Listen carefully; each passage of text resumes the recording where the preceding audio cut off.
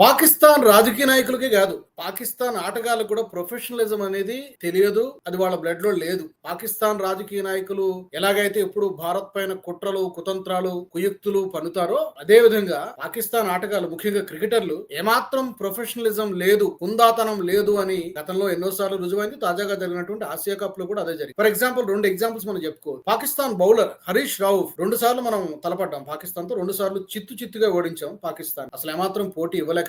అది వేరే విషయం. గెలిపోవటంలో వేరే. సంజు శాంసన్ అవుట్ అయిపోయినప్పుడు బౌండరీ లైన్ దగ్గర హరీష్ రావు ఫీల్డింగ్ చేస్తున్నాడు. సంజు శాంసన్ అవుట్ అయిపోయిన తర్వాత అతను చేసినటువంటి హావభావాలు, హరీష్ రావుఫ్ మేము 6 రఫేళ్లను కూల్చేసామంటే ఇలా చేతితో సైగలు చేస్తూ 6 అనే నెంబరు చూపిస్తూ 6 రఫేల్ విమానాల్ని కూల్చేసామనేటువంటి అర్థం వచ్చేటట్టుగా అతను సైగలు చేశాడు. చాలా మంది అతను విమర్శిస్తూ సోషల్ మీడియాలో అతను ట్రోలింగ్ చేశారు. రెండోది, పాకిస్తాన్ ఓపెనర్ షాహిబ్ అతను కూడా హాఫ్ సెంచరీ పూర్తి అయిన తర్వాత గమ్ తో కాలుస్తున్నట్టు అతను ఫోజ్ ఇచ్చాడు ఫోటోలకి, కెమెరాలకి. అంటే దీని అర్థం ఏంటంటే మన జరిగినటువంటి ఆపరేషన్ సింధూర్లో పాకిస్తాన్ ఏదో భారత్ ను చిత్తుగా ఓడించేసింది అనేటువంటి అర్థం వచ్చేటట్టుగా ఈ హరీష్ రావుఫ్ గాని, ఈ షాహిబ్ గాని ఆ సైగలు చేశారు. అతనేమో రఫేల్ జట్లను కూల్చేసామన్నట్టుగా, మేమేమో తుపాకీతో భారత్ ని కాల్చేసామన్నట్టుగా ఇతను సైగలు చేసి. అండ్ మ్యాచ్ ఓడిపోయిన తర్వాత హరీష్ రావు భార్య ఆమె సోషల్ మీడియాలో ట్వీట్ పెట్టి, పాకిస్తాన్ మ్యాచ్ ఓడిపోవచ్చు కానీ యుద్ధంలో పాకిస్తానే గెలిచిందంటూ. ఏ యుద్ధంలో గెలిచిందమ్మా పాకిస్తాన్? 1971 వార్ లో గెలిచిందా? అంతకు ముందు జరిగినటువంటి యుద్ధాల్లో పాకిస్తాన్ గెలిచిందా? అండ్ రీసెంట్ గా జరిగినటువంటి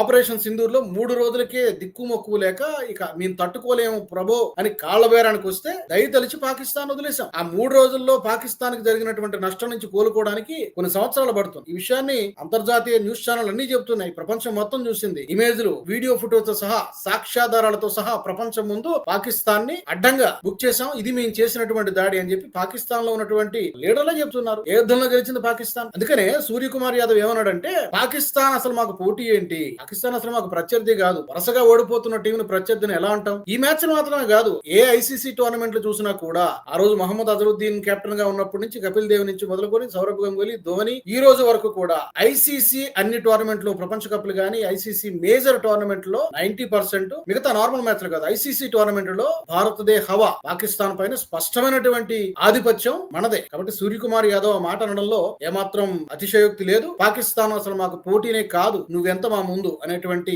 ఒక విధంగా పాకిస్తాన్ పరువు తీసేసి సూర్యకుమార్ యాదవ్. అది రిజల్ట్ కూడా మనకు అలాగే కనిపించింది.